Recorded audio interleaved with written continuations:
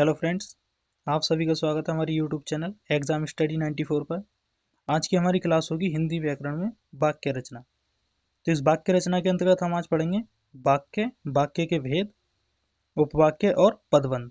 और पदबंध के कितने भेद होते हैं, इन सभी को हम आज परिभाषा और उदाहरण के सहित अच्छे से पढ़ेंगे। और प्रत्येक सुबह 5 बजे हमारे यूट्यूब चैनल एग्जाम स्टडी 94 पर करंट अफेयर्स की वीडियो अपलोड की जाती है।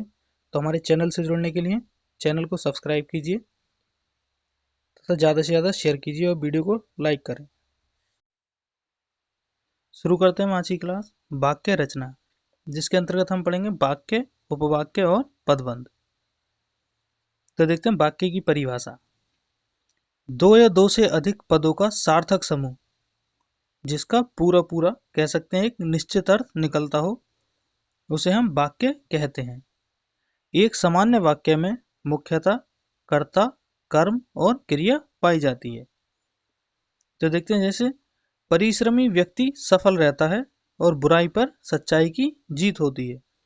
तो परिश्रमी व्यक्ति सफल रहता है, इसका एक निश्चित अर्थ निकल रहा है।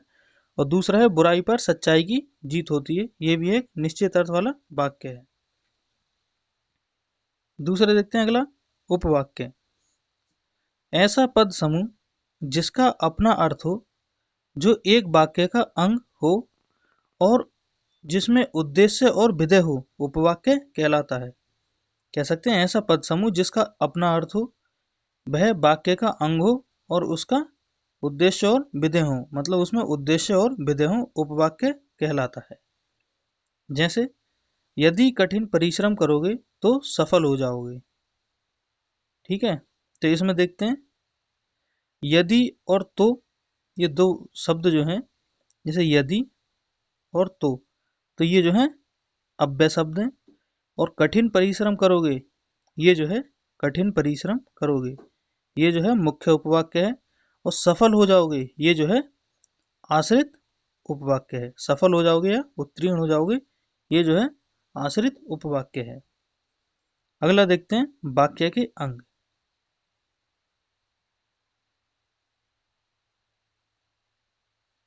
वाक्य के मुख्यतः दो अंग या घटक होते हैं, जिसमें पहला है उद्देश्य और दूसरा है विधेय।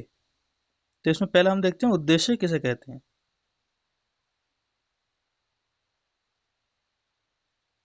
तो इसमें पहला पढ़ते हैं उद्देश्य। वाक्य में जिसके बारे में कुछ कहा या बताया जाता है, उसे हम उद्देश्य कहते हैं। जैसे रोहित खेलता है और सचिन दौड़ता है। तो इसमें रोहित जो है ये क्या कहलाता है, ये उद्देश्य है। और सचिन दौड़ता है, इसमें कौन, सचिन जो है वह उद्देश्य है। इसके अलावा इसमें कर्ता और कर्ता का विस्तार आता है, यानी कि उद्देश्य में कर्ता और कर्ता का विस्तार आता है। जैसे मेहनत करने वाला व्यक्ति सदा सफल रहता है। तो इसमें व्यक्ति जो है ये कौन है, ये जो है कर्ता है। और मेहनत करने वाला जो है क्या है, ये कर्ता का विस्तार। ठीक है, आगे पढ़ते हैं हम विधेय। दूसरा है विधेय। तो वाक्य में उद्देश्य के बारे में परिभाषा देखते हैं। वाक्य में उद्देश्य के बारे में जो कुछ बातें कही जाती हैं, उसे हम विधेय कहते हैं। जैसे अनुराग खेलता है, तो इसमें खेलता है ये क्या है, ये है विधेय। क्योंकि खेलने के बारे में जो बात कही गई, किसके बारे में कही गई, अनुराग के बारे में। तो अनुराग जो है वह है उद्देश्य और खेलता जो है यह है विधेय। इसी तरह सचिन दौड़ता है, तो इसमें सचिन जो है यह है उद्देश्य और दौड़ता है यह है विधेय। अगला पॉइंट देखते हैं हम वाक्य के भेद।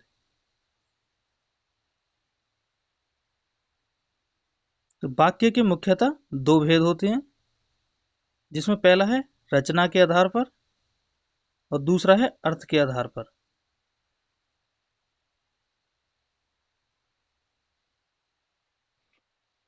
तो इसमें हम देखते हैं पहला रचना के आधार पर वाक्य के भेद। तो रचना के आधार पर जो वाक्य के भेद होते हैं वह होते हैं 3 प्रकार के, जिसमें पहला है साधारण या सरल वाक्य।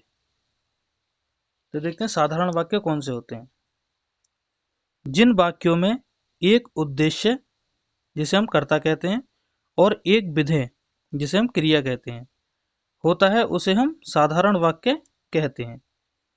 इसमें एक ही मुख्य क्रिया होती है, यानी कि साधारण वाक्य जो है, जिसे हम सरल वाक्य भी कहते हैं, इसमें एक ही मुख्य क्रिया होती है।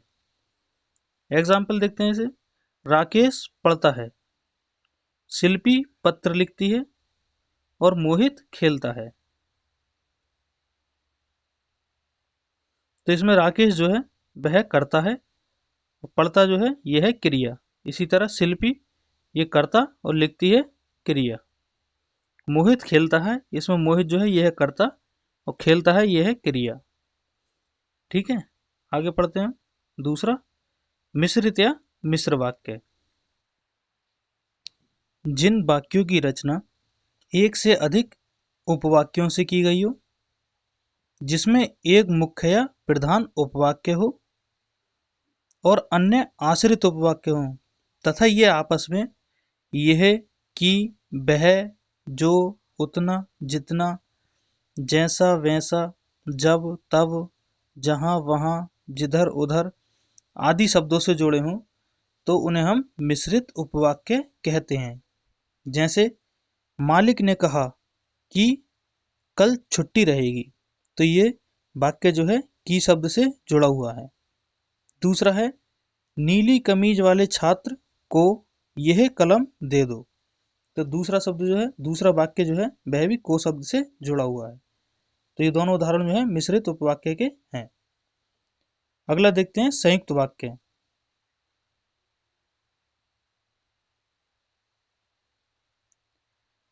संयुक्त वाक्य, जिस वाक्य में साधारण और मिश्र वाक्य का मेल संयोजक अव्यय, मतलब वह वाक्य जिसमें साधारण और मिश्र वाक्यों का मेल संयोजक अव्ययों, जैसे किंतु, पर, और, या, इसलिए, अतः, फिर भी, तो, नहीं तो, परंतु, लेकिन, वरन, चाहे, सो, अन्यथा आदि शब्द होते हैं, या मतलब इनके द्वारा होता है, उसे हम संयुक्त वाक्य कहते हैं।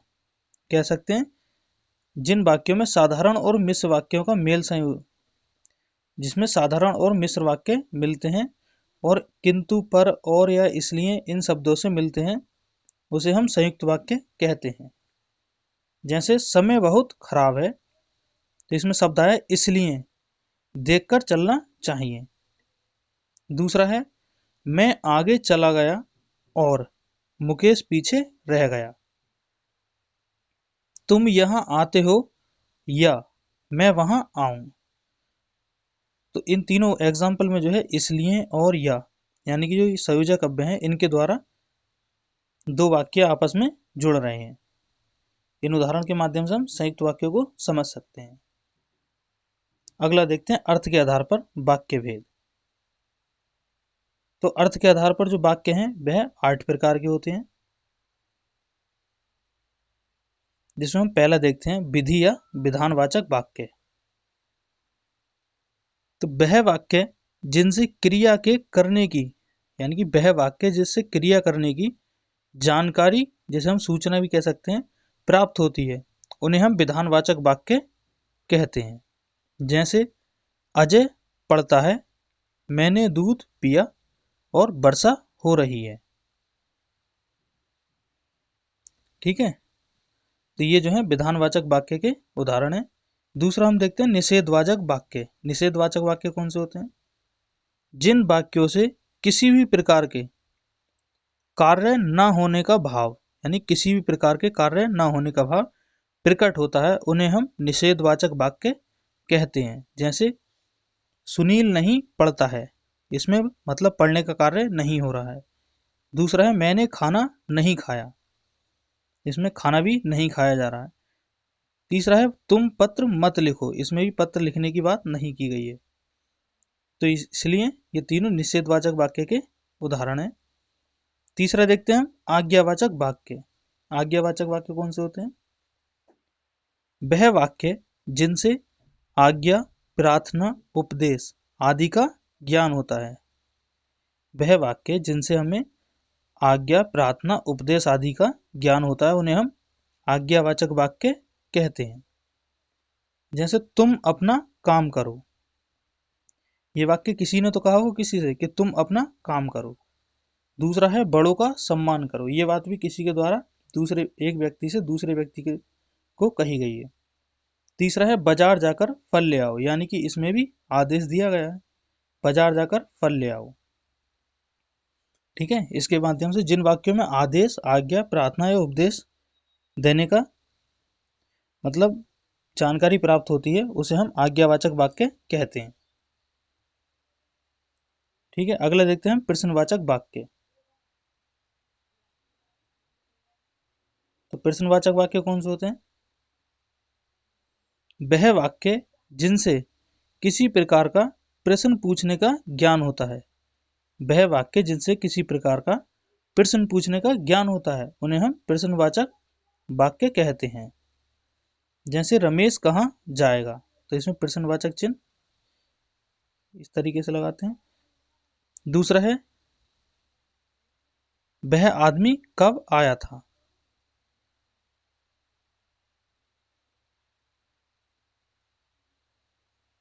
ठीक है, तो इसमें है रमेश कहाँ जाएगा, तो इसमें प्रश्नवाचक शब्द जो है कहाँ, वह आदमी कब आया था, इसमें भी मतलब प्रश्न पूछने का कार्य किया जा रहा है, तो इसमें कब जो है ये प्रश्नवाचक शब्द है। और तीसरा है तुम क्या पढ़ रहे हो, यानी कि इसमें भी प्रश्न पूछा जा रहा है। ठीक है, तो वह वाक्य जिनसे हमें किसी प्रकार का प्रश्न पूछने का ज्ञान होता है प्रश्नवाचक वाक्य कहलाते हैं। अगला देखते हैं विस्मयवाचक वाक्य। वह वाक्य जिनके द्वारा किसी प्रकार के सुख, दुख, आश्चर्य, घृणा, क्रोध, शोक आदि भावों की अनुभूति होती है उन्हें हम विस्मयवाचक वाक्य कहते हैं। जैसे वाह तुमने बहुत ही अच्छा कार्य किया। दूसरा है वाह कितना सुंदर दृश्य है, इसमें एक पहचान हो रहा है क्योंकि इसमें विस्मयवाचक चिन्ह लगा होता है, जो मतलब कह सकते हैं इंग्लिश में आई जो होता है उसका उल्टा होता है। इसकी हम पहचान आसानी से कर सकते हैं, जैसे वाह और वाह, हुर्रे और अनेक तरह के कुछ शब्द आते हैं उनके माध्यम से हम विस्मयवाचक वाक्यों की पहचान आसानी से कर सकते हैं। अगला है संदेहवाचक या संदेश सूचक वाक्य। तो वह वाक्य जिनसे संदेह या संभावना प्रकट होती है उन्हें हम संदेहवाचक वाक्य कहते हैं। जैसे यह घर अजय का होगा, इसमें मतलब हम कह नहीं सकते ये घर अजय का है, ये नहीं होगा, लेकिन इसमें यह है संदेह है, यह घर अजय का होगा। दूसरा है शायद शाम को वर्षा हो जाए, इसमें भी संदेह है, शायद, ये शायद शब्द जो है इसमें संदेह प्रकट करता है। यदि संदेह न होता तो डायरेक्टली हम कह सकते हैं शाम को वर्षा होगी, लेकिन इसमें शायद शब्द लगाने से शायद शाम को वर्षा हो जाए। तीसरा है हो सकता है राजेश आ जाए, तो इसमें हो सकता है ये भी संदेहवाचक, और इसमें होगा मतलब अजय का होगा, इसमें भी संदेह है। ठीक है, अगला है सातवां इच्छावाचक वाक्य। वह वाक्य जिनसे इच्छा, आशीष, शुभकामना आदि का ज्ञान होता है। जिन वाक्यों में इच्छा, आशीष यानी कि आशीर्वाद देना, शुभकामना आदि का ज्ञान होता है उन्हें हम इच्छावाचक वाक्य कहते हैं। जैसे भगवान तुम्हें दीर्घायु करे। दूसरा है तुम्हारा कल्याण हो। तीसरा है आज फल खाने की इच्छा हो रही है, यानी कि इसमें इच्छा का भाव प्रकट हो रहा है, इसलिए ये इच्छावाचक वाक्य के उदाहरण हैं। इनके माध्यम से हम इच्छावाचक वाक्य को समझ सकते हैं। आठवां है संकेतवाचक वाक्य। जहां एक वाक्य किसी दूसरे की संभावना पर निर्भर करता हो, जहां एक वाक्य किसी दूसरे की संभावना पर निर्भर करता हो उसे हम संकेतवाचक वाक्य कहते हैं। जैसे अरविंद का मकान उधर है। दूसरा है अभय की गाड़ी वहां खड़ी है, यानी कि इसमें संकेत दे रहे हैं किसी दूसरे व्यक्ति को। तीसरा है पिताजी अभी आते तो अच्छा होता। ठीक है, ये हमारे हुए संकेतवाचक वाक्य के उदाहरण। अगला हम पढ़ते हैं पदबंध। देखते हैं पदबंध क्या होते हैं। प्रथम पदबंध की परिभाषा। वाक्य का वह भाग जिसमें एक से अधिक पद परस्पर जुड़कर अर्थ तो देते हैं किंतु पूरा अर्थ नहीं देते, तो उसे हम पदबंध या वाक्यांश कहते हैं। जैसे सबसे तेज दौड़ने वाला छात्र, यानी कि सबसे तेज दौड़ने वाला छात्र जीत गया, तो इसमें पदबंध जो होगा सबसे तेज दौड़ने वाला छात्र। दूसरा है ये लड़की अत्यंत सुशील और परिश्रमी है, तो इसमें पदबंध होगा अत्यंत सुशील और परिश्रमी। तीसरा है नदी बहती चली जा रही है, तो इसमें पदबंध जो होगा वह बहती चली जा रही है। ठीक है, ये जो है पूरा अर्थ नहीं दे रहे हैं, जो हमें अंडरलाइन किया है। जैसे सबसे तेज दौड़ने वाला छात्र क्या हुआ, जीत गया, यानी कि जीत गए जोड़ने के बाद में ये पूरा वाक्य बना, और पदबंध जो है ये पूरा अर्थ नहीं देते हैं। इसी तरह यह लड़की अत्यंत सुशील और परिश्रमी है, पदबंध को हम पढ़ेंगे अत्यंत सुशील और परिश्रमी। कौन है, यह लड़की है। इसी तरह नदी बहती चली जा रही है, तो इसमें पदबंध जो है बहती चली जा रही है, ये जो है पदबंध है। अगला देखते हैं पदबंध के प्रकार।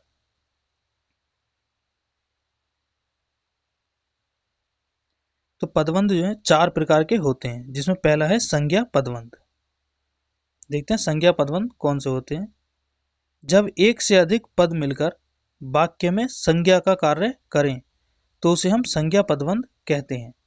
जैसे 5 ताकतवर मजदूर काम कर रहे हैं, तो इसमें 5 ताकतवर मजदूर ये जो है संज्ञा पदबंध कहलाता है। दूसरा है भारत के राष्ट्रपति सज्जन व्यक्ति हैं, तो इसमें भारत के राष्ट्रपति जो है ये जो है संज्ञा पदबंध कहलाता है। दूसरा है विशेषण पदबंध। तो पदबंध का शीर्ष अथवा अंतिम शब्द यदि विशेषण हो और अन्य सभी पद उसी पर आश्रित हो तो उसे हम विशेषण पदबंध कहते हैं। जैसे तेज चलने वाली रेलगाड़ी का नाम तेजस है, तो इसमें तेज चलने वाली जो है ये विशेषण पदबंध कहलाता है। दूसरा है उसका घोड़ा अत्यंत सुंदर फुर्तीला और आज्ञाकारी है, तो इसमें अत्यंत सुंदर फुर्तीला और आज्ञाकारी जो है ये विशेषण पदबंध कहलाते हैं। तीसरा है क्रिया पदबंध। तो देखते हैं क्रिया पदबंध कैसे होते हैं। जब एक से अधिक पद मिलकर क्रिया के रूप में कार्य करते हैं तो उसे हम क्रिया पदबंध कहते हैं। जब एक से अधिक पद मिलकर क्रिया के रूप में कार्य करते हैं तो उसे हम क्रिया पदबंध कहते हैं। जैसे वह पढ़कर सो गया है। दूसरा है रोहित कहाँ जा सकता है और वह बाजार की ओर आया होगा, तो इसमें जिसमें हमने अंडरलाइन की है ये जो है क्रिया पदबंध के उदाहरण है, ये क्रिया पदबंध है। ठीक है, चौथा देखते हैं क्रिया विशेषण पदबंध। क्रिया विशेषण पदबंध कौन से होते हैं। ये पदबंध क्रिया का विशेषण रूप होने के कारण प्राय क्रिया से पहले आता है। ये पदबंध जो है क्रिया का विशेषण रूप होने के कारण क्रिया से पहले आते हैं और इसमें क्रिया विशेषण प्राय शीर्ष पर होता है तथा अन्य पद उस पर आश्रित होते हैं। जैसे उसने सांप को पीट पीट कर मार डाला, कुछ लोग सोते सोते चलते हैं और उस पहाड़ी के पीछे मेरा गांव है, तो ये जो है क्रिया विशेषण पदबंध कहलाते हैं। जैसे पीट पीट कर, सोते सोते और उस पहाड़ी के पीछे, ये जो है क्रिया विशेषण पदबंध है। तो आज की हमारी क्लास यहीं समाप्त होती है। वीडियो अच्छी लगे तो लाइक करें, शेयर करें और चैनल को सब्सक्राइब